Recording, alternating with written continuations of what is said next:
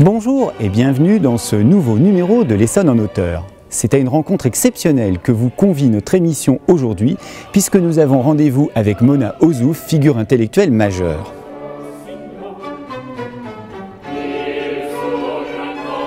Philosophe de formation, essayiste, littératrice, Mona Ozouf s'est principalement dédiée à l'histoire et plus précisément à la Révolution française, au XIXe siècle et à l'institution scolaire. Elle vient de faire paraître dans la collection Quarto des éditions Gallimard de Révolution en République, les chemins de la France, quintessence mise à jour de son œuvre historique. Les archives de l'Essonne, fondées en 1968, situées dans les magnifiques dépendances du château de Chamarande, des véritables mémoires du département, conservent en particulier nombre de documents de l'époque révolutionnaire liés à l'Essonne. Mais il est temps pour nous d'aller retrouver Mona Ozouf dans la salle de lecture de ce prestigieux lieu de mémoire. Mona Ozouf, bonjour et merci infiniment de nous faire l'honneur de votre venue sur le plateau de l'Essonne en auteur qui est installé aux archives départementales de Chamarande. Nous vous recevons pour un ouvrage qui est une somme, qui est peut-être la quintessence mise à jour de toute votre œuvre historique, qui porte le titre donc de Révolution en République, les chemins de la France, car le sous-titre a une importance, est publié aux éditions Gallimard dans la collection Quarto. Mais avant de rentrer dans le cœur de votre ouvrage, vous comprendrez que l'actualité m'amène à vous poser une question. La France vient d'être martyrisée, plus particulièrement Paris, par 2 fois ces derniers jours. Vendredi, avec un attentat qui a fait plus d'une centaine de morts et une intervention absolument spectaculaire hier à Saint-Denis. On ne pouvait pas vous recevoir, l'intellectuel que vous êtes, qui a réfléchi sur la liberté, la démocratie, la République, sur ce qui vient de se passer. Quel est votre sentiment et votre réflexion ? Mon sentiment est évidemment d'horreur et de chagrin, mais ça c'est partagé, j'imagine, par tous les Français. Ce que je dirais peut-être en rapport avec ce livre et avec le titre qu'il porte, c'est qu'il me semble que les attentats, ceux de janvier et ceux de novembre, disent quelque chose de l'identité française. Ce qui a été découvert au fond par les attentats de janvier, c'est un socle français qui est un socle, pour aller vite, littéraire, qui est celui de la liberté d'expression, de la liberté de conscience, qui est au fond l'héritage des Lumières, qui était attaqué par les terroristes. Et cette fois, c'est un peu différent. Le sport, la musique, la convivialité des cafés, les terrasses. La jeunesse. La jeunesse, c'est-à-dire une France hédoniste, enfin une France du bonheur de vivre, une France de la douceur de vivre. Donc on tient au fond, ces terroristes nous révèlent des choses auxquelles nous tenons et que nous avions peut-être tendance un peu à oublier dans la marée du discours décliniste, du discours attristé. Aujourd'hui, comme vous le savez, on fait un best-seller quand on titre « Le suicide français ». Par exemple. Par exemple. Alors écoutez, je vous remercie d'avoir réagi à cela. On n'imaginait pas commencer cette émission autrement avec vous. Et si vous le permettez, on va reprendre le cours justement naturel de notre émission. Et l'un des tics de notre émission, l'un des gimmicks, si vous me permettez cette expression, c'est toujours de faire réagir notre invité au lieu dans lequel nous l'accueillons et que nous avons toujours choisi en rapport avec son livre. Nous sommes ici aux archives départementales de Chamarande, c'est-à-dire un endroit qui conserve la mémoire historique du département, et d'autre part qui conserve certains documents révolutionnaires comme des cahiers de doléances. Que vous inspire par rapport à votre livre d'être reçu ici ? D'être reçu dans un lieu d'archives ne peut que conforter un historien dans ses choix. Et lieu de mémoire doublement, puisqu'il y a des traces de la Révolution française à laquelle j'ai consacré, je crois, l'essentiel de ma vie et de mes textes et de mes travaux. D'accord. Alors, j'ai lu justement plusieurs de vos œuvres, et ce volume, comme je le disais, est une sorte de quintessence mise à jour de votre œuvre historique, parce que vous avez aussi une œuvre de réflexion littéraire, et quelque chose m'a tout de suite frappé que je n'avais jamais vu jusque-là. C'est l'importance dans ce présent volume des éléments autobiographiques, et avec de singulières interventions à la première personne, l'allusion à votre expérience personnelle assez constante quand vous évoquez des événements justement historiques, etc. Comment est-ce qu'on peut... Pourquoi ce choix? Pourquoi tout d'un coup l'historienne parle d'elle? Voilà. J'ai peur que ce ne soit pas absolument un choix personnel. Je corrigerai cette première affirmation tout à l'heure. Mais ça n'est pas un choix complètement personnel parce qu'en fait c'est une idée des éditions Gallimard. Ah. C'est l'éditrice des Quartos, qui s'appelle Françoise Sibiel, qui est une femme tout à fait remarquable, qui m'a dit, première réaction, ce serait bien que vous fassiez des textes intercalaires. C'est-à-dire qu'entre les... personnels ? Oui, ils sont forcément personnels, parce que vous allez redécouper votre œuvre oui. ou vos travaux en diverses parties, vous allez en supprimer, vous allez parfois prendre un seul chapitre. Dans Varenne, je n'ai pris qu'un chapitre. Oui. Vous allez parfois prendre l'œuvre tout entière, parfois un petit articulet dans une revue confidentielle ou dans un journal. Il faut que vous expliquiez pourquoi vous faites ces choix. Bien entendu, les choix se font au présent. Oui, et à la première personne. Oui. Et donc ça explique... mais ce choix n'est pas totalement le mien. Mais il m'a fait plaisir parce que du coup, il a donné de l'intérêt à l'exercice. Beaucoup plus intéressant de ce fait que si simplement on met les œuvres à la queue leu-leu, dans un ordre par exemple chronologique. C'était plus amusant à faire. Je corrige quand même qu'il y a quand même quelque chose, une pente un peu personnelle oui, malgré tout. Voilà. C'est que j'ai écrit un livre qui s'appelle Composition française, qui passe souvent pour une autobiographie, qui ne l'est en aucun cas, parce qu'une autobiographie, ça dit quelque chose des amitiés, ou des amours, ou des émotions, ou des passions, et que le livre en est à peu près... Le pacte autobiographique est incomplet. Le livre en est à peu près exempt, parce que ce n'était pas mon propos. Mon propos était de raconter comment mes choix intellectuels, comment au fond, les choix intellectuels, c'est peut-être un peu ambitieux comme voilà, formule, disons... Pourquoi choisit-on d'écrire sur telle chose et pas sur telle autre? Mais ça, on va y venir. Il y a un océan de choses intéressantes dans la vie. Mais pourquoi est-ce que ce sont ces choses-là qui vous paraissent, à vous, le plus intéressantes? Et donc, les compositions françaises étaient entièrement axées là-dessus. Expliquer que si je me suis intéressée à la Révolution, à la République, à l'école publique en France, etc., à la littérature aussi, pour des raisons qui sont ancrées dans ma vie personnelle, dans la donne que le hasard m'a réservé. Bien. Alors ça, on va y venir. Je ne suis pas tout à fait d'accord avec vous concernant la présence du jeu. On ne peut pas dire que c'est là non plus du tout une autobiographie, mais le jeu n'est pas qu'un jeu explicatif des travaux de l'historienne, c'est quand même aussi un jeu plus intime, dans des jugements, dans des références à des expériences personnelles, peut-être aussi un peu comme Montaigne disait-je, c'est-à-dire un jeu individuel, mais à une valeur universelle, il y a quelque chose comme ça. Mais j'ai trouvé qu'il y avait quand même cette dimension autobiographique. Ça m'amène à vous poser une seconde question, justement. Alors, c'est la première fois que je le note dans votre œuvre, dont je suis un lecteur quand même régulier, disons. Justement, en tant qu'historienne, on sait très bien que les historiens mettent à distance le jeu, normalement. En tant qu'historienne, et je parle vraiment sur tout votre parcours, comment vous vous êtes située par rapport à l'histoire? Comment vous avez abordé cette matière historique? Avec peut-être intimidation, parce que je n'étais pas historienne de formation, j'ai fait des études de philosophie, et du coup, j'ai toujours le sentiment qu'on ne sait bien que les choses qu'on apprend à 20 ans.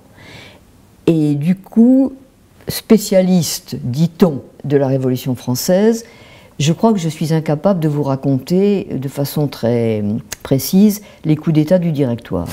Je ne les ai pas appris au moment où il fallait. Ah bon? Donc, quand il m'arrive d'écrire sur ces coups d'État du Directoire, eh bien je révise.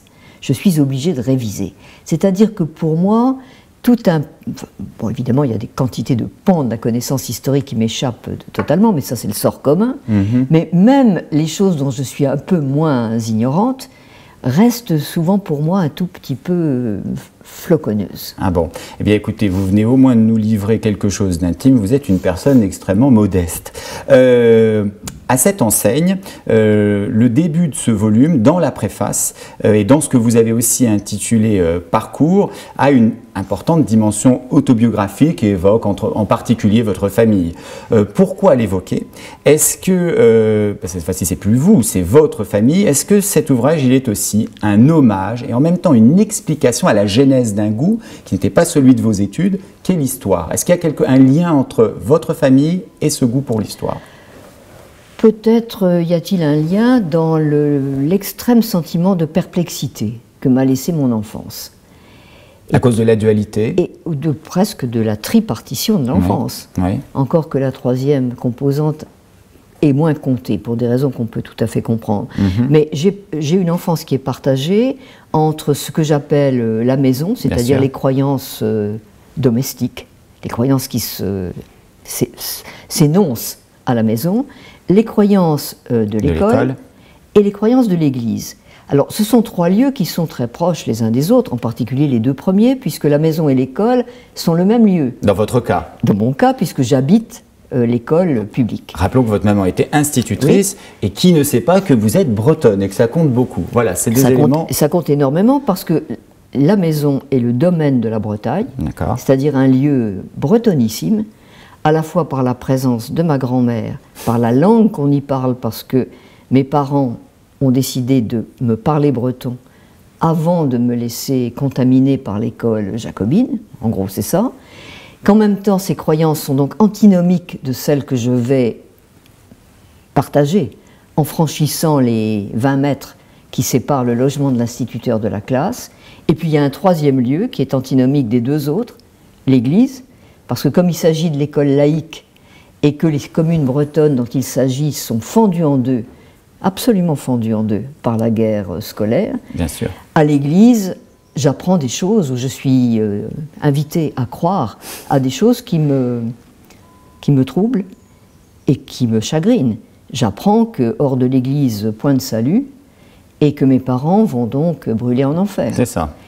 Et je n'arrive pas à trouver beaucoup de consolation de la part du recteur de la paroisse, qui me dit gentiment, le jour où je lui pose cette question, comment être heureux au paradis, où bien sûr je ne doute pas d'aller. Les enfants sont innocents. Quand ses parents ne sont pas là. Eux-mêmes, voilà, n'iront pas. N'iront pas. Et il me dit qu'au paradis, on n'y pense pas. Ce qui me paraît un peu court comme explication. Alors finalement, ce que vous venez de dire me permet d'induire la question suivante qui est celle de vos parents. Bon, très souvent, dans les textes autobiographiques et les autobiographies, bon, il est très rare qu'on donne une image neutre de ses parents. Soit ils étaient extraordinaires, soit ils étaient abominables. Et vos parents sont quand même des figures extrêmement marquantes. Et je veux un petit peu conclure cet axe autobiographique de notre entretien par leur évocation, parce que je les ai trouvés chacun dans leur genre extrêmement intéressants. D'abord, votre papa, que vous n'avez pas connu très longtemps parce qu'il est mort quand vous étiez encore assez jeune, Yann Soyer, je ne sais pas si je prononce bien le nom, d'accord, très bien, qui était, si je résume un petit peu, d'abord un militant, quelqu'un d'extrêmement attaché à la culture bretonne, quelqu'un d'engagé, qui a dirigé, fondé même plusieurs revues. Ma première question, c'est qu'est-ce que vous gardez en vous d'un tel personnage?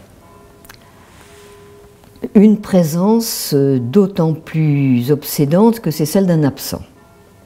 C'est-à-dire que pendant toute mon enfance, les menues incartades de ce que j'ai pu faire se sont réglées devant la photo de mon père. Et une des phrases les plus obsédantes de mon enfance, c'est « si ton père te voyait ». Chaque fois que ma conduite extrêmement sage, pourtant, s'écartait un peu de l'idéal qu'avait ma mère dans la tête. C'est quelque chose qui avait une prégnance sur vous? Ah, une prégnance énorme, une prégnance énorme. D'accord. Donc voilà ce que je garde de mon père, une sorte de surmoi extraordinaire. Mais de son militantisme aussi, parce que ça c'est quelque chose que vous avez compris plus tard, vous en aviez conscience tout de suite? Oui, de son militantisme, parce que pour ma mère par exemple, la désignation des livres de la bibliothèque de mon père avait quelque chose de sacral. Et donc, oui, ça... Mais aussi comme personne morale.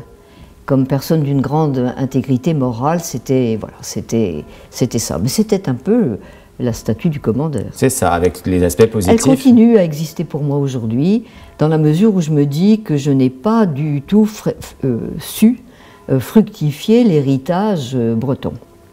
Non, non, non, ne faites pas la moue parce que c'est Vous vrai. le cessez quand même dans... Non, non, mais je vais vous dire, c'est exactement vrai parce que j'aurais pu, par exemple, écrire une histoire de Bretagne. On me le dit parfois quand je vais en Bretagne, mais oui, mais attendez, vous vous êtes intéressé à la Révolution française, c'est-à-dire à la période de notre histoire... Une des plus charnières, et bien sûr. Oui, et où on a persécuté les langues bretonnes. La langue bretonne et la culture bretonne, ouais. bon, etc. Non, non, j'aurais pu faire mieux. D'ailleurs, j'aurais pu continuer à pratiquer la langue. Or, la langue, aujourd'hui, je suis capable toujours de la lire, mais je suis très peu capable de tenir une conversation en breton. Bon, certes, mais en même temps, quand vous avez évoqué les événements nationaux que sont la Révolution et la République, vous ne manquiez quand même jamais de les rapporter à la situation bretonne. Et il y a un peu quand même, sur cette période-là, je trouve, en creux, se dessine, par toutes vos réflexions justement, une petite histoire de la Bretagne au regard de la Révolution, au regard de la République. Bon, disons qu'il y a un héritage qu'on pourrait dire pour très grossièrement, un héritage girondin qui persiste chez moi. D'accord. Et surtout pas jacobin. Et surtout pas jacobin. Absolument. Voilà, ça c'est l'héritage, effectivement. Du père, d'accord. Oui, alors, votre maman, c'est pareil, elle aussi, c'est une figure marquante. D'abord, c'est cette particularité, c'est la figure aussi de l'institutrice. Donc, ça veut dire qu'on ne la quitte pas de la journée, qu'on ne quitte pas l'espace maternel, parce qu'elle a deux rôles là. Comment est-ce qu'on vit ça ? Pas forcément très bien, dans la mesure où ma mère, à partir de la mort de mon père, s'est un peu ensevelie dans le chagrin. Et dans... Oui. Côté de veuve un peu emmurée.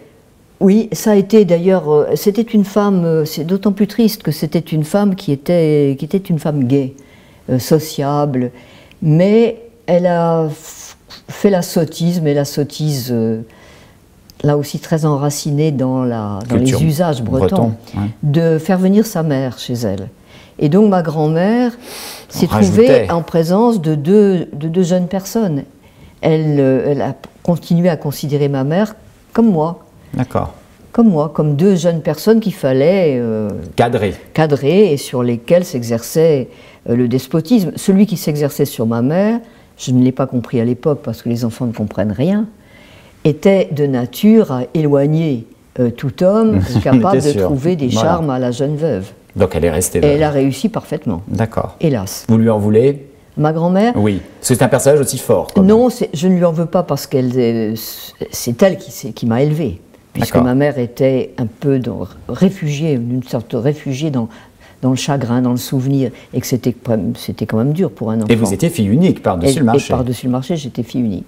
Et donc, non, j'en veux pas à ma grand-mère, encore que maintenant, je me dis que j'aurais peut-être pu, avec un peu plus de lucidité, aider ma mère à s'émanciper de cette tutelle un peu... de ce despotisme. D'accord. Voilà. Alors la dernière, bon, vous venez d'évoquer votre grand-mère aussi, et la dernière personne de votre entourage familial que je ne peux pas manquer d'évoquer en parlant de ce livre, c'est votre mari Jacques Ozouf, à plusieurs titres, parce que lui-même d'abord il était aussi historien, presque de la même période que vous, puisque vous êtes plutôt 18e-iste, 19e-iste, et que lui était 19e-iste, 20e-iste. Mais le dénominateur commun, c'est le 19e et l'école en particulier. Qu'est-ce que vous a apporté, en particulier au regard de l'histoire, un personnage, un historien de la qualité de Jacques Ozouf? Bon, d'abord, probablement quelque chose comme, comment dire ça, une sorte de pratique historique presque existentielle que je n'ai pas du tout, et qui se voyait dans des choses très simples. C'est que Jacques gardait tout. C'était un archiviste. Déjà, de lui-même, voilà. Voilà, remplissait les lieux où nous avons vécu d'une documentation à laquelle il ne fallait pas toucher, alors que moi, je suis du style à tout jeter. D'accord, oui. C'est-à-dire que... C'est pas historique, ça, comme réflexe. Pas du tout, voilà. Donc, c'est pas une disposition historienne, effectivement. Je suis allée faire une conférence à l'IMEC en juin, et les gens de l'IMEC m'ont dit vous avez sûrement des manuscrits à nous. Aucun. Rien, d'accord. Aucun. Mais c'était lui alors votre professeur d'histoire? Tous les brouillons. Vous me disiez vous n'avez pas fait d'études, mais finalement il vous a donné quelques professeur, réflexes. Je ne dirais pas professeur, mais qui m'a fait comprendre ce que pouvait être la discipline historique, oui. Et puis son sujet de prédilection déjà, quand je l'ai rencontré, était de travailler sur l'école, sur les instituteurs publics, sur cette facette de l'identité française qui est représentée par les hussards noirs et De la République. l'enseignement républicain. Et moi, j'avais aussi une dette envers l'école, la dette du bon élève, la dette de l'échappée belle que donne l'école à l'enfant solitaire, par exemple. Ça a beaucoup compté pour moi. Et donc, c'est lui qui m'a dit, par exemple, qu'il y avait des textes extraordinaires des journaux, de la presse de la Troisième République sur l'école. Ou par exemple, je prends un exemple entre mille, on présente l'accès des filles à l'éducation de manière absolument catastrophique, puisque tel journal, par exemple, titre « La fin d'un sexe ». Ah oui, donc il ne faut pas les éduquer tellement. D'accord. Non, et le moins possible. C'est ça, ça dit beaucoup. Ce qui dit beaucoup. Et donc, il m'avait alerté là-dessus, et à ce moment-là, il y avait une connexion qui venait de se lancer, qui était la collection Kiosque, et qui était destinée à aborder les problèmes historiques par le biais de la presse. Et donc, c'est mon premier livre, s'appelle « L'école, l'Église et la République », et c'est une idée de Jacques, c'est pas une idée qui m'appartient. Mais ça m'a beaucoup intéressé. Bien. Alors, est-ce que ce texte, donc, qui est quand même une somme, se présente aussi pour vous comme le bilan d'une œuvre? Est-ce qu'il y a quelque chose de cet ordre-là? Si on essaye de comprendre quelle a été la nature de ce projet, est-ce qu'en acceptant ce que vous a demandé l'éditrice, il y avait l'idée d'un bilan, sinon de votre part, du sien, ou des deux côtés? Un quarto est fait pour ça. Voilà, c'est la collection faite un peu pour ça chez Gallimard. La collection rassemble des œuvres, selon des principes qui d'ailleurs peuvent varier, parce qu'on peut avoir la volonté d'exhaustivité, ce n'était pas du tout le cas là.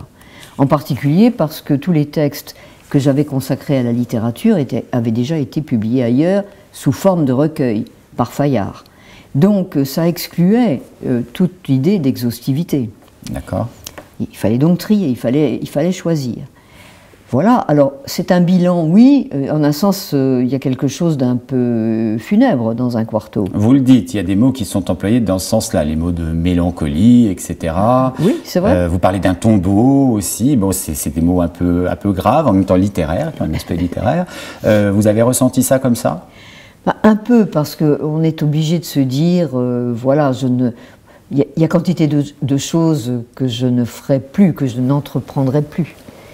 Et donc, faire un quarto, c'est un peu fermer une œuvre quand même. Oui, mais ça veut dire qu'il y a quand même eu une œuvre. Il y en a beaucoup qui, à ce moment-là, n'ont rien à refermer du tout. Est-ce qu'il n'y a pas un objet de réjouissance quand même? Oui, il y a satisfaction. Il y a une satisfaction. On se dit, j'ai quand même écrit des choses dans ma vie, voilà. Alors justement, je veux vous citer très précisément sur ce sujet. Bon, c'est pareil, un des grands plaisirs de votre livre, c'est le style, parce que l'histoire est une matière évidemment passionnante, mais le style des auteurs ne va pas toujours avec, et chez vous, on est quand même très, comment dirais-je, satisfait, parce que c'est magnifique, quoi. Je rappelle d'ailleurs que vous venez de recevoir le prix de la langue française, qui vous a été décerné par un jury extrêmement hétérogène et compétent, puisque je crois qu'il y a des membres de l'Académie française, il y a peut-être des membres du Goncourt ou de certains prix, voilà, je n'exagère pas, et donc c'est amplement mérité, et je vais en apporter la démonstration de suite.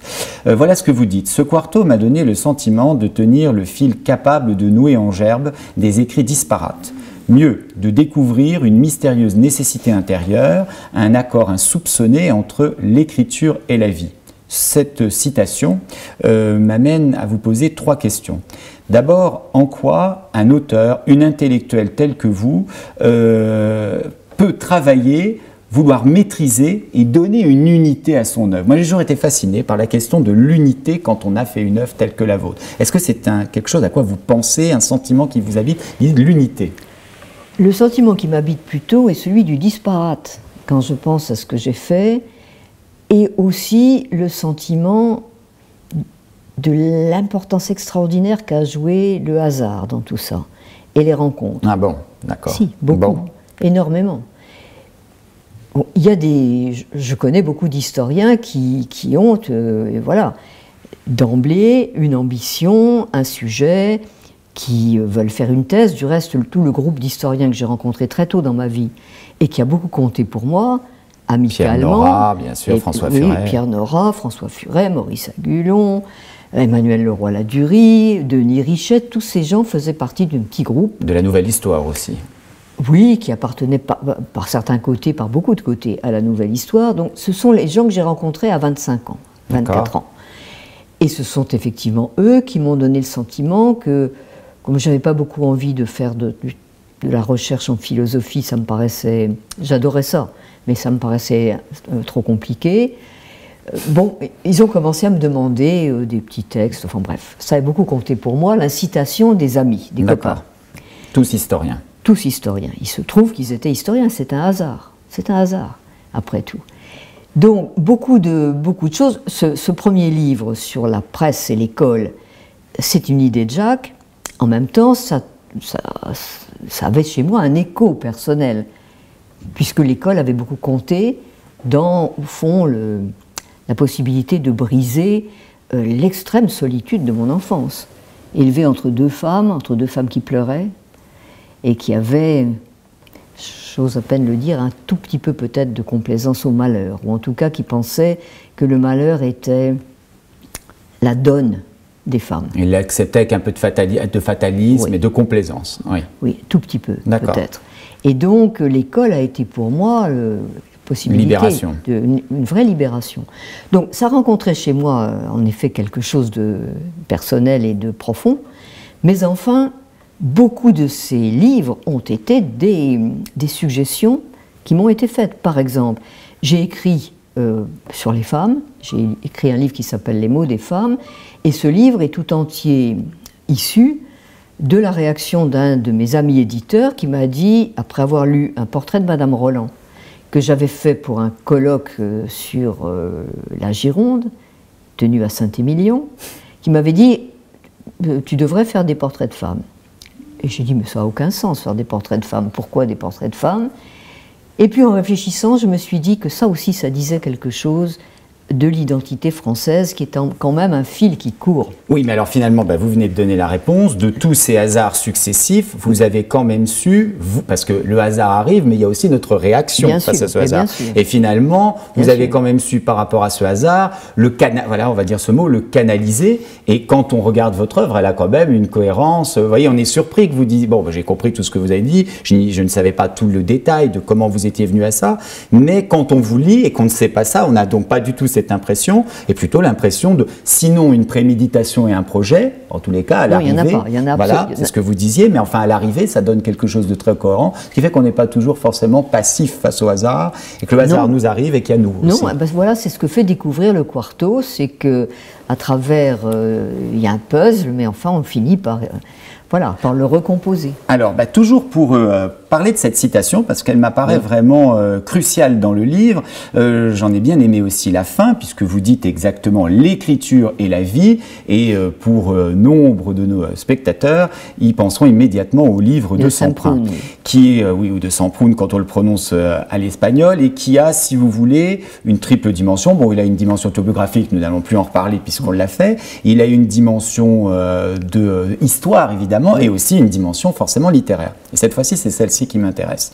On a l'impression, quand on vous lit, que, et là pour le coup je crois vraiment que c'est un regret, vous avez tourné, tout en étant philosophe de formation, plutôt historienne de métier, autour de la littérature. Bien sûr.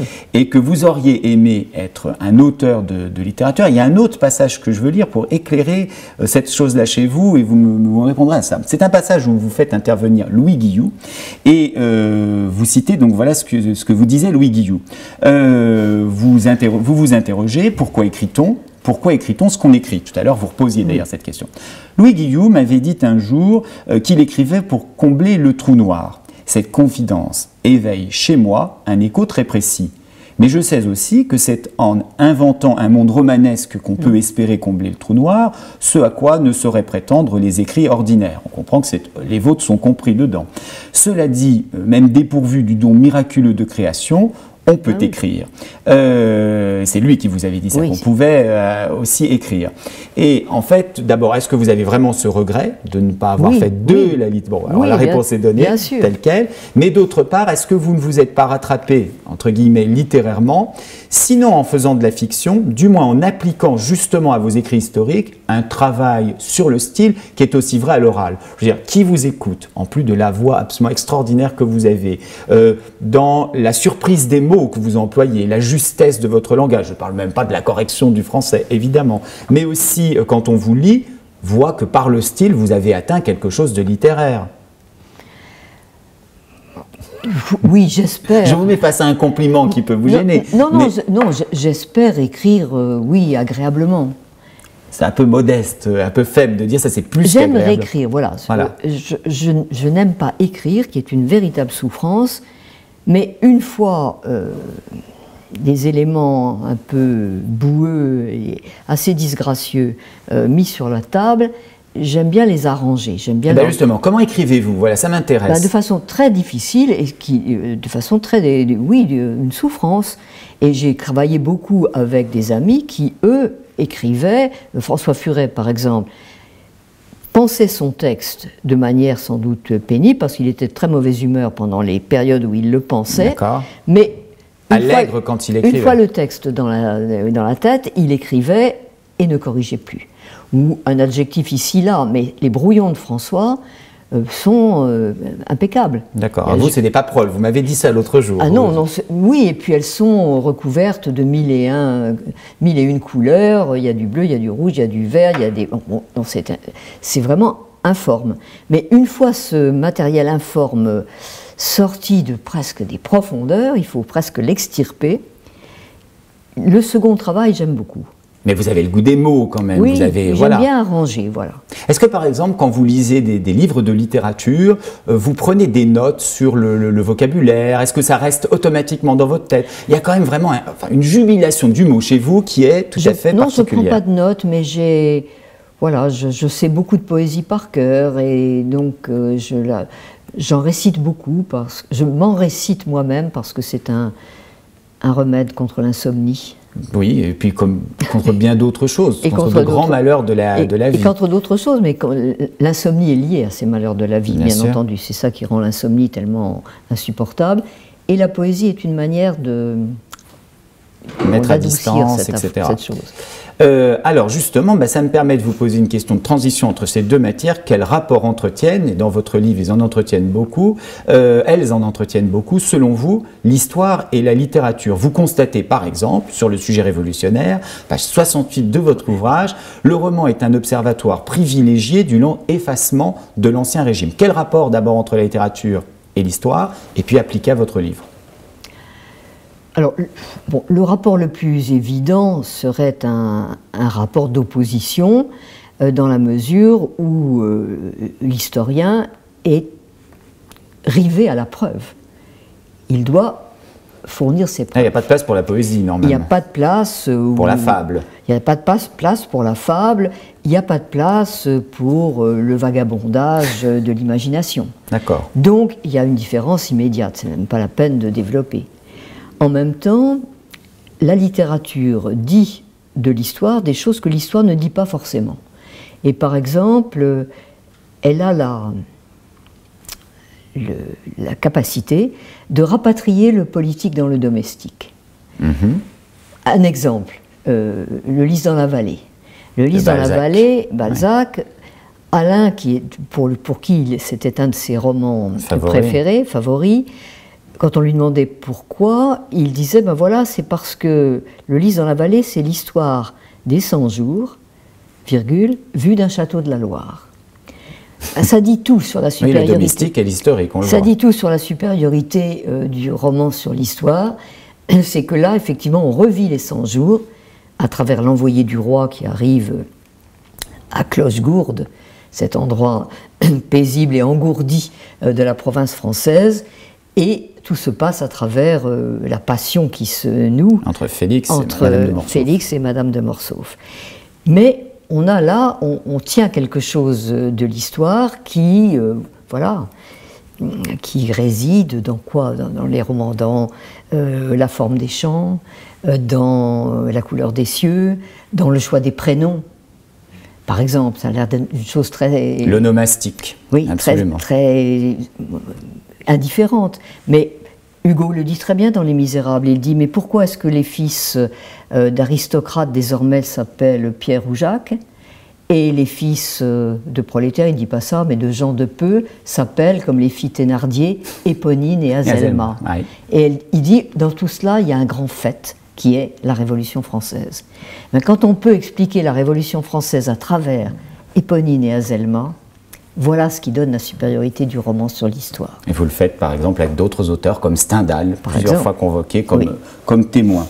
Alors là, je vais vous poser une question légèrement polémique qui a quand même son intérêt, et puis on rentrera vraiment cette fois-ci dans le cœur de votre ouvrage. Relancé par la querelle des réformes des programmes scolaires au collège, il y a plus que jamais un débat sur comment raconter l'histoire. Et finalement, ce qu'on vient de dire n'est pas si loin que ça. Non. Et vous entendez l'expression que j'ai employée, c'est raconter l'histoire. Oui. Comment vous jugez qu'on doit raconter l'histoire au collège déjà? Vous dites au collège, mais on peut commencer par l'école communale. Oui. On ne raconte pas l'histoire de la même façon à un enfant de 6 ans et à un collégien, à un lycéen, à un étudiant. C'est pas du tout la même chose. C'est du reste l'énorme difficulté du professeur d'histoire. Pour tout vous dire, si j'ai choisi d'enseigner la philosophie, j'avais un excellent professeur d'histoire et j'ai un peu hésité entre les deux disciplines à un moment. Si j'ai choisi d'enseigner la philosophie, c'est pour l'extraordinaire avantage que donne la philosophie d'avoir des élèves quand même un peu qui ont grandi déjà, et avec lesquels on peut débattre de problèmes qui immédiatement allument l'intérêt.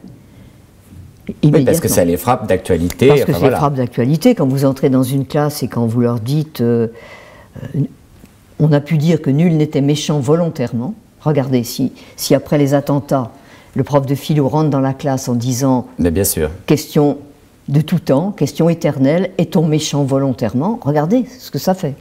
En revanche, le prof d'histoire qui doit expliquer la démocratie athénienne en 6e, c'est plus compliqué. D'accord. C'est plus compliqué. Bon. Donc on ne raconte pas l'histoire de la même façon à tous les âges de la vie, mais il y a un moment où il y a une vérité de la légende, je dirais.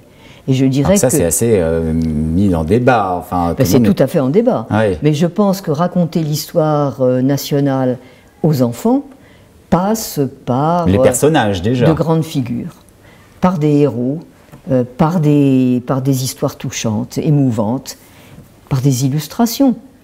Les premiers livres d'histoire sont d'abord des images. Donc la réponse est susceptible de quantité de... Non, la question, pardonnez-moi, est susceptible de 1001 réponses. D'accord. En tout cas, une chose, c'est que je crois que l'enseignement français a eu le grand tort, pendant les dernières décennies, de se détourner du récit. C'est vrai aussi en littérature.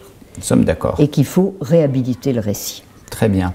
Alors justement, maintenant on va rentrer vraiment dans le corps de cet ouvrage, mais on avait besoin de tous ces préalables pour bien apprécier. Pourquoi? C'est une question vraiment qu'on a dû vous poser 2000 fois, et je vais faire le candide parce qu'elle a quand même son intérêt. Pourquoi avez-vous choisi comme objet d'étude fondamental la période révolutionnaire? La question est d'autant plus pertinente qu'elle est paradoxale. Je n'aurais jamais dû, venant d'où je venais, c'est-à-dire de la particularité revendiquée comme telle, la particularité bretonne dans la langue, etc., les coutumes, bref, m'intéresser à la période de notre histoire où les acteurs sont fous de l'unité et de l'indivisibilité. Et qui veulent gommer toutes les particularités. Et qui s'y sont appliqués de toutes les manières. Ils s'y sont appliqués dans pour la langue, les coutumes. La langue, le temps, le découpage du temps.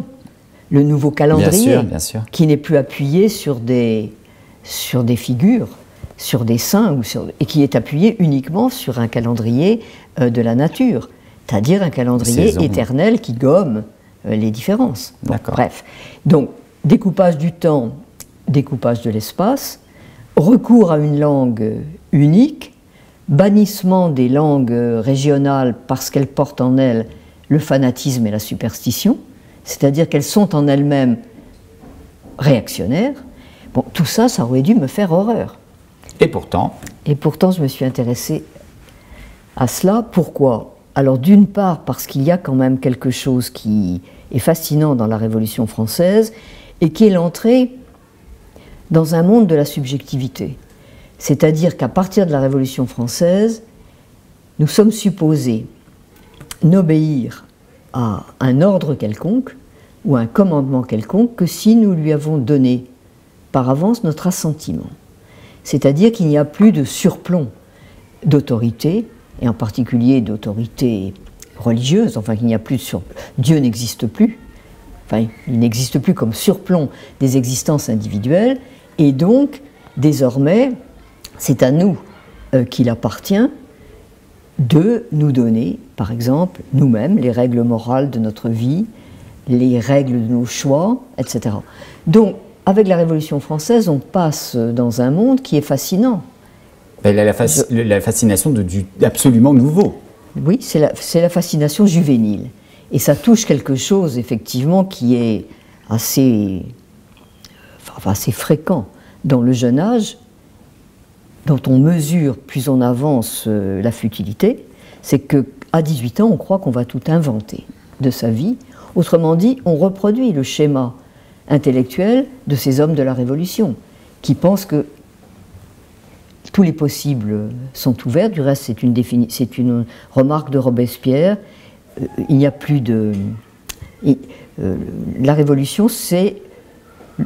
Il ne dit pas ça comme ça, mais le brouillage des frontières entre le possible et l'impossible. Et puis il y a cette phrase sublime de Mirabeau, « Il nous est permis de croire que nous recommençons l'histoire des hommes ». C'est une ambition absolument gigantesque. Mais magnifique en même temps. Fabuleuse, bien sûr, et entraînante. Oui. Alors, nous en venons maintenant, bien évidemment, au thème de la Révolution, qui donne une partie du titre. Et comme vous le dites, page 291, le mot de révolution a parcouru une fabuleuse carrière sémantique dont les gens n'ont pas forcément toujours conscience. Est-ce que vous pouvez, un peu comme une fiche lexicale, nous donner plusieurs sens du mot révolution? Une prodigieuse carrière, parce qu'il suffit de voir à quoi nous appliquons le mot révolution. Il y a 1001 révolutions dans une journée, si on lit la presse. Il y a deux grands sens de révolution, entre lesquels désormais, je crois, nous avons choisi. La révolution, ça a voulu dire retour voilà. Cyclique, c'est le sens astronomique des révolutions. À l'origine, c'est un sens astronomique. Oui, et un sens, effectivement, de retour et de retour cyclique. Ce qui est paradoxal. Ce qui est paradoxal, puisque pour nous, la Révolution est devenue élan vers un monde inédit, totalement nouveau. C'est ce sens-là qui a triomphé. Mais il y a aussi, en effet, 1001 révolutions. Il y a des révolutions plus ou moins silencieuses, ça existe. Il y a des révolutions formidables qui ne disent peut-être pas tout à fait leur nom. On pourrait dire par exemple que la vraie révolution du XXe siècle, c'est la contraception. D'accord. C'est l'accès des femmes à la contraception. Ce qui n'est pas rien. N'est pas rien. Mais du coup, ce qui m'étonne, est-ce que vous savez, est-ce que même on sait, est-ce que ça a été établi, parce que c'est possible que non, qui a décidé de ce mot révolution? Il y a le fameux, on connaît très bien ce mot célèbre, je crois que c'est le duc de La Rochefoucauld, oui, oui. Je crois que c'est lui, qui est rentré dans la chambre du roi. Voilà. Oui. Ce n'est pas une révolte, c'est une révolution. Est-ce que ce serait lui, donc le premier à employer ce mot? D'où lui serait-il venu? Est-ce que ça a été éclairci, cette chose-là? Non, pas pour moi en tout cas, mais c'est probablement mon ignorance. Ça doit en effet avoir été éclairci. Mais je n'ai pas la réponse. D'accord. Alors, moi j'ai une autre question à vous poser. Est-ce que la révolution peut être considérée comme un régime politique? Parce qu'elle s'étend sur plusieurs années. Il n'y a pas de nom réellement. Enfin, la République, on y viendra, voilà. Mais est-ce que c'est un régime politique, la révolution? Évidemment non. D'accord. Évidemment non, puisque ce qu'on appelle Révolution française est une période qui embrasse divers régimes politiques. Qui fait la liaison. À la fois une monarchie constitutionnelle, ensuite avec la terreur et la dictature montagnarde, une forme de dictature, une suspension de l'état de droit en tout cas, puis avec le Directoire, une esquisse plus ou moins chaotique du régime parlementaire, mais un vrai essai de régime parlementaire, et puis tout s'achève dans l'Empire et dans le césarisme. Oui. Voilà. D'accord. Donc, quand on ne tient pas du tout l'unité d'un régime quand on parle de Révolution française. D'accord. Alors, justement, vous touchez encore du doigt un élément vraiment, comme votre livre est une somme, il permet quand même d'évoquer ces événements dans leurs détails, et quand on voit leurs détails, on voit quand même que quand on l'étudie en classe, c'est un peu rapide. C'est-à-dire que souvent en classe, quand on étudie le phénomène révolutionnaire, bon ben voilà, on a l'impression que la monarchie est liquidée en moins de 2 dès 1789, en 14 juillet, c'est terminé. À soi seul, c'est la révolution, alors que c'est loin d'être ça, et puis que très naturellement, on passe à la République dans la foulée. Or, quand on vous lit, pas du tout. Moi, une des choses qui m'a le plus surpris, je ne connaissais pas très bien ça dans le détail, la République est presque un repoussoir pour presque tous les révolutionnaires au début. La monarchie est envisagée sous des formes très originales, plein de formes. Comment est-ce qu'on passe réellement de la Révolution à la République? Ça ne se fait pas aussi rapidement que non, qu'on en vous a savez, l'impression. parce qu'il y a une résistance intellectuelle formidable à l'idée de République, c'est que dans toute la culture classique, la République passe pour un régime qui ne convient qu'à de tout petits États. C'est-à-dire des États où le peuple peut presque s'exprimer en direct. Le peuple peut s'assembler sur l'agora et décider des destins de la cité. La République est dans une petite... Pour la Suisse. Oui, voilà. Elle est pour la Suisse, elle est dans les petites cités, mais elle ne peut pas être dans un grand État. Un grand État a besoin d'être unifié par la personne charnelle du monarque. Et c'est quelque chose d'extrêmement profond. Ce qui montre du reste qu'une fois qu'on a décapité cette personne charnelle, on se trouve face à un immense problème et qui explique pourquoi les révolutionnaires ont renchéri sur l'unité et l'indivisibilité du nouveau régime, de la République, parce qu'il fallait contrebalancer, bien sûr. Oui. Il fallait équilibrer cette extraordinaire perte que représentait la personne charnelle du roi, qui unifiait à elle seule un régime extrêmement disparate de statuts, de coutumes, etc. Mais alors du coup, eh bien, vous induisez aussi, et ça c'est quand même une chose qui vous revient en propre, la dimension que vous avez révélée de Varenne. C'est-à-dire que moi, pendant très longtemps, de Varenne, dont je connaissais quand même l'histoire, la perception que j'en avais, c'est que c'était d'abord une anecdote, j'aurais jamais mis ça dans un devoir d'histoire sur la Révolution, c'est une anecdote, c'était pittoresque, voire grotesque, et vous avez montré que c'est une erreur d'approche, qu'au contraire Varenne, même si elle a cette dimension aussi un peu de grotesque quand même, hein, vous décrivez le roi dans l'auberge, déguisé en cocher, en train de demander du fromage, enfin on a du mal à croire que c'est l'arrière-petit-fils de Louis XIV, bon voilà, on ne retrouve pas ça, mais vous montrez que la signification historique majeure de cet événement, est-ce que vous voulez la réexpliquer? En quoi c'est le dernier acte de la fin de l'Ancien Régime? Ce que vous dites est très juste. Varenne peut être considéré comme presque une journée blanche. Un roi est parti de Paris, un roi revient à Paris. Ouais. On le remet sur son trône, on lui redonne même quelques attributs nouveaux. Bref, il ne s'est rien passé. On pourrait dire Varenne, on oublie. En réalité, ce qui se passe à Varenne est une sorte d'immense désacralisation du roi et du royaume. On le voit d'ailleurs très bien, y compris dans les éléments prosaïques que vous venez d'évoquer, le costume du domestique, la petite perruque mal fagotée, etc.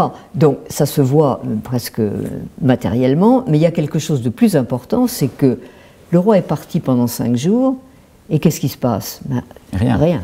Donc rien ne s'écroule. Donc cet élément-là est inutile, est incongru, on peut s'en passer. Et là, il y a une expérience d'ailleurs faite par le peuple parisien, un peu surpris, notre roi est parti, oui, mais... La terre continue de tourner. La terre continue de tourner, on peut se passer d'un roi. Donc ça, c'est un élément fondamental. Et la preuve du reste, c'est que la royauté ne s'en remet jamais. D'accord. Alors, dans cet ouvrage, il y a aussi donc des retouches, mais des mises à jour et des personnages qui apparaissent. Dans la partie qui correspond au dictionnaire de la Révolution française, j'avoue avoir esquissé un petit sourire parce que j'ai voulu revisionner, vous savez qu'on fêtait d'ailleurs les 50 ans de cette émission qui est un peu la mère de toutes les émissions littéraires apostrophes, et j'ai donc voulu regarder ce numéro qui était absolument exceptionnel, que Bernard Pivot avait consacré à l'occasion du bicentenaire, à la sortie du dictionnaire de la Révolution française que vous aviez signé avec François Furet. Et puis à un moment donné de l'émission, vous aviez été, gentiment, je crois que c'était Jean-Denis Bredin, enfin plusieurs invités d'ailleurs, hein, avaient dit, alors qu'est-ce que vous pensez du livre? Puis vous avez dit, il est formidable, etc. Mais alors quand même, il y a un personnage qui manque, bon voilà, c'est Saint-Just.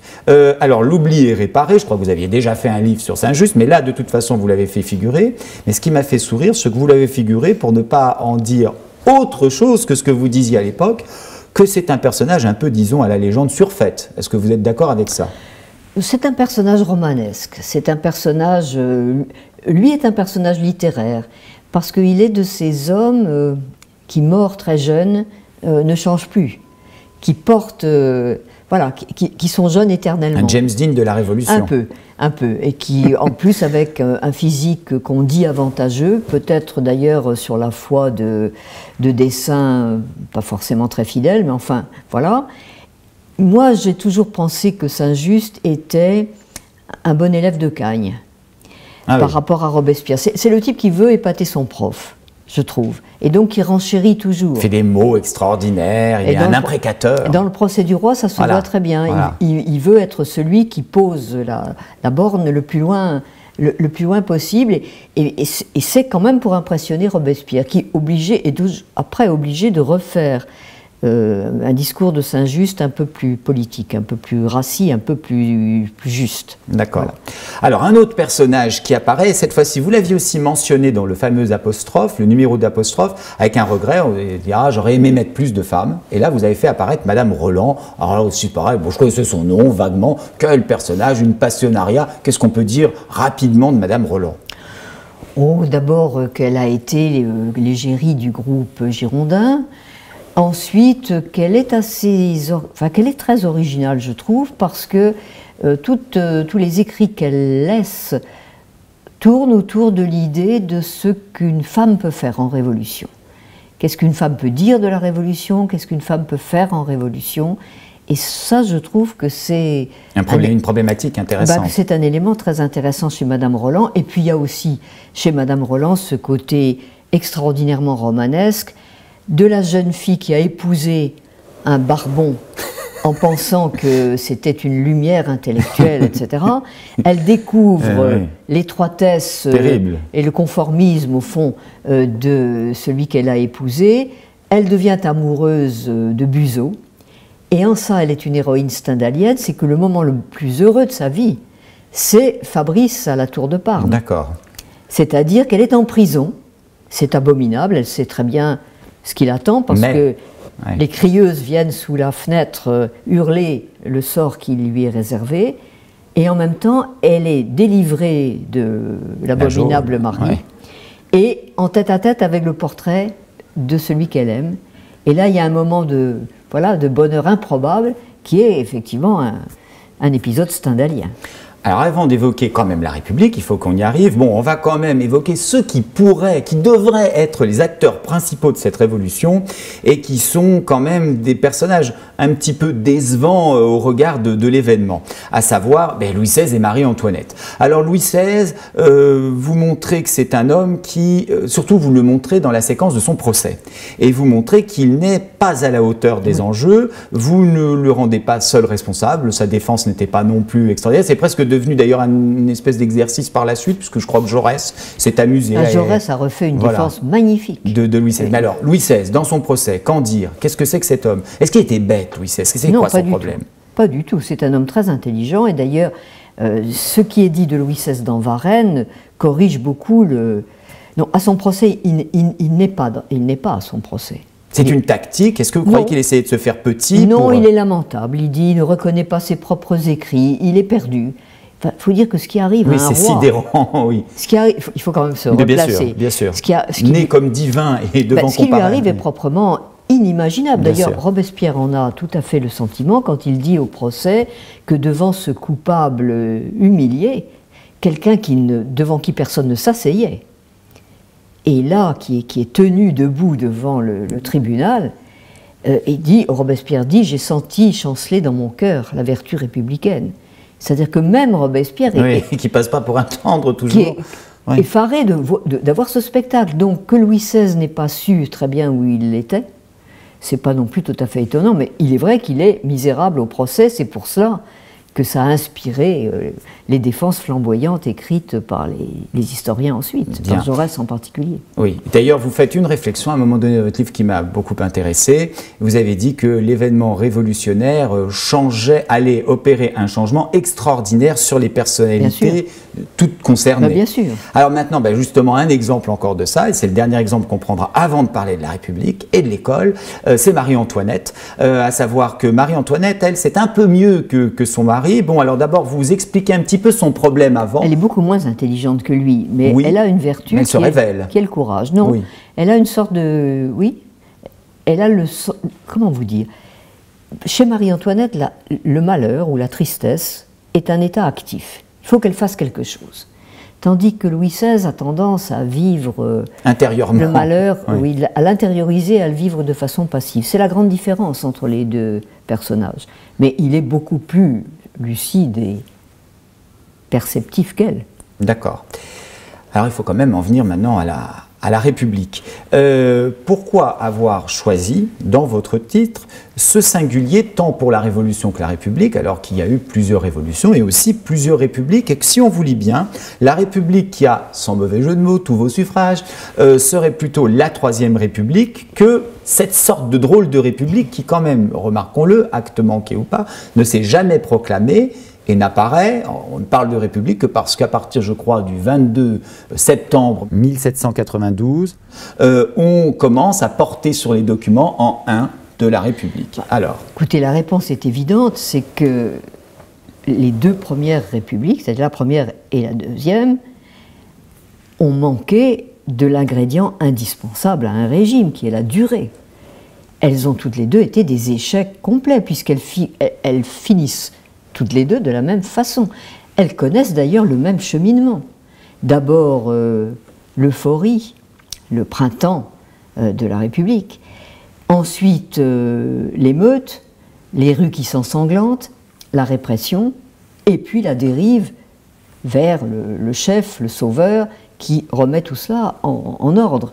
Donc les deux premières républiques de notre histoire sont des figures de l'échec et de la répétition, qui plus est. Et même presque de la répétition, comme disait Marx, de la tragédie en farce. La seconde pouvant paraître encore plus ridicule. Encore plus. Donc, la seule chose, quand on sort de ces expériences-là, dans le Second Empire, c'est-à-dire quand la Seconde République a manifesté son échec, et qu'on a de nouveau un empereur, neveu du précédent, pour faire bon poids. Donc retour au césarisme, une fois de plus. Et bonne mesure, donc retour en arrière, on a le sentiment, d'ailleurs ça a été le sentiment de la très grande partie du 19e, que le 19e ne pouvait plus être que le radotage des épisodes de la Révolution française elle-même.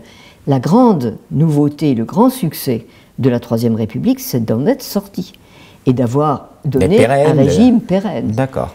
Et un régime sur lequel, avec les grandes articulations, sur les grandes articulations duquel nous vivons toujours. D'accord. La liberté de la presse, la liberté d'association, l'école, etc. Eh bien alors, écoutez, voilà. On dirait que vous me trouvez vous-même les transitions, mais justement ma question, une de mes ultimes questions sera, quel rôle a joué l'école, sur laquelle vous avez aussi beaucoup travaillé, dans l'affermissement, et j'emploie bien ce mot, dans l'affermissement de la République? Un rôle fondamental, d'abord parce que l'école a réparé la fracture qui existait entre l'épisode révolutionnaire et le reste, disons, de la nation. Quel a été le rôle de la Troisième République? C'est d'effacer ou de renouer l'ancien régime à la Révolution. Comment cela? Bien, par exemple, par l'enseignement à l'école républicaine de l'histoire tout entière de la nation. Parce qu'après tout, un choix était possible, qui était d'apprendre aux petits Français de caviarder leur histoire à partir de l'an 1 de la liberté. Ça pouvait être tout à fait un choix, et du reste, c'était un choix en accord avec l'esprit de la Révolution elle-même. Or, le choix des législateurs laïcs et le choix de Jules Ferry en particulier a été de raconter aux petits Français l'entier de leur histoire, c'est-à-dire de réparer la fracture que la Révolution a mise entre deux Frances. L'école a reconstitué une seule France. D'accord. Donc, voilà. Vous venez d'évoquer la mémoire de Jules Ferry, vous le réhabilitez sur bien des plans. Oui. On aurait aimé avoir le temps de parler aussi de ce personnage, mais il faut aller vers votre ouvrage. Ma dernière question sera la suivante. Qu'est-ce que la Révolution de 1789 dit toujours à notre société et qu'est-ce qu'elle a encore à lui dire?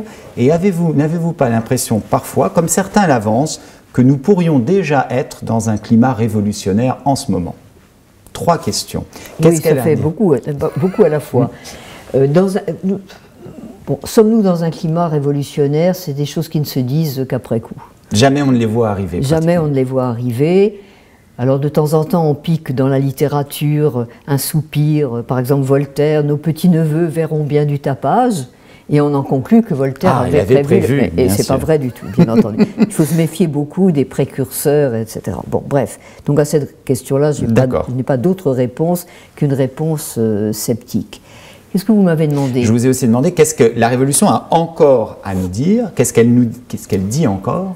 Elle nous dit énormément de choses dans la mesure où la Révolution, c'est aussi un ensemble, non pas de faits, mais de valeurs.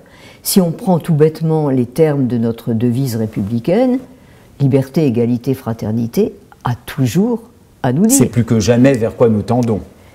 Je ne sais pas si c'est ce vers quoi nous tendons, mais ça reste l'horizon de nos espérances, de nos projets, de nos illusions, si vous voulez, mais ça reste notre horizon. Je ne vois pas comment on peut faire beaucoup mieux que cet héritage, et précisément parce que c'est un héritage, non pas de fait, mais de valeur. Si bien que l'objection que l'on fait constamment à la Révolution française, elle a prononcé la fraternité, mais elle n'a pas été fraternelle. Elle a voulu l'égalité, mais elle a été très inégalitaire. Elle n'a pas donné le droit de vote aux femmes, etc. Je vous laisse tout finir les cases. Bien entendu qu'elle ne l'a pas fait, mais n'empêche que c'est à ces valeurs-là que s'accotent toutes les révoltes partielles et au fond aussi toutes les réformes partielles. C'est là-dessus que s'appuie, pour réformer un pays, il faut s'appuyer aux valeurs que la Révolution a mises à l'agenda général. Mona Ozouf, merci beaucoup de nous avoir fait l'honneur de votre venue dans ce numéro exceptionnel de l'Essonne en Auteur pour nous parler à la fois de votre parcours, pour évoquer ces sujets qui sont, comme vous venez de le dire à l'instant, toujours d'actualité, la Révolution et la République, lire l'histoire quand elle est écrite avec votre rigueur, quand elle est aussi écrite avec votre style, c'est un véritable bonheur et nous vous en remercions chaleureusement. C'est ainsi que nous prenons congé de nos téléspectateurs en leur disant au mois prochain pour un nouveau numéro de l'Essonne en Auteur.